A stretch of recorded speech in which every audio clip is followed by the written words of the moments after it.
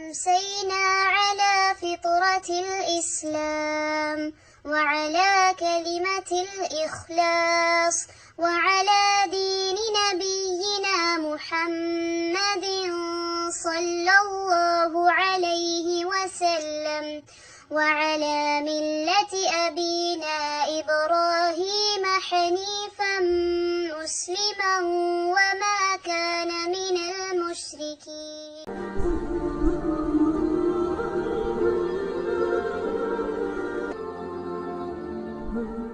أصبحنا على فطرة الإسلام وعلى كلمة الإخلاص وعلى دين نبينا محمد صلى الله عليه وسلم وعلى ملة أبينا إبراهيم حنيفا مسلما وما كان من المشركين.